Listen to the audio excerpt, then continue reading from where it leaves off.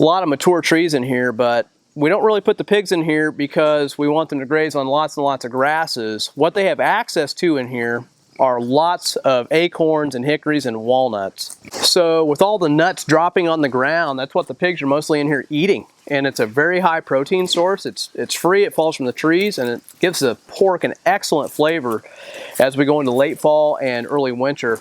Something we're kind of known for is just the distinct flavor of our pork, particularly our fall pork. So if you've got any nut trees on your property, you might think about fencing that in. That is one unfair advantage we had on our farm.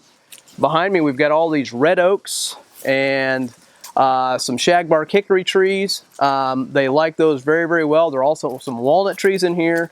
They don't eat a whole lot of walnuts, but they will eat some. But they do love the acorns, and they really will get quite fat on them. You can cut your feed bill by quite a bit by letting them graze on acorns. So if you do have some oak trees, take advantage. Do an analysis, see if it makes sense to build permanent fence there, but if it does, I say go for it and put your pigs in there at the appropriate time. Let them run around and graze all that stuff up. Sure, in a big canopy like this, we're not going to get lots of grazing on grasses or legumes, but the nuts are what we're really after. And again, the pigs are in their native habitat here. This is where they really excel. They're cooler naturally, they gain weight better, they just do better all around.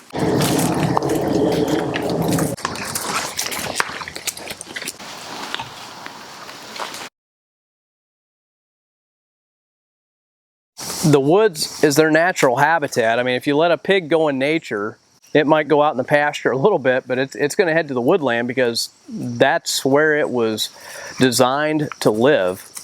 We tried the whole pastured pork thing early on, and frankly, what they did was just tear up really good pasture that we had for our cows and leave big holes everywhere.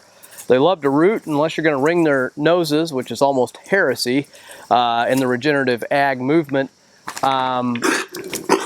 I think the best place to put them is in the woods. Number one, it's a lot cooler. We've seen much better weight gains in the woods than we did on pasture because they're not so hot. We don't have to move around portable structures for shade. We've got all the shade we need from the trees.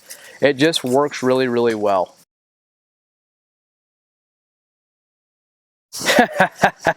On a homesteading scale, that would be true.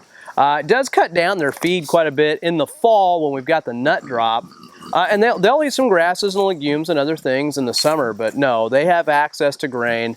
I think at best we're probably reducing, over the course of a season, we're probably reducing the grain by 25, maybe as much as 33%.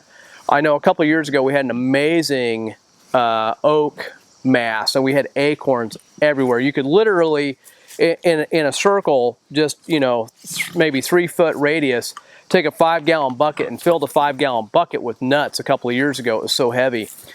That particular year, we had a bunch of pigs in here. They were behind, they were small. I didn't think they were gonna weigh out well. In fact, I knew they weren't.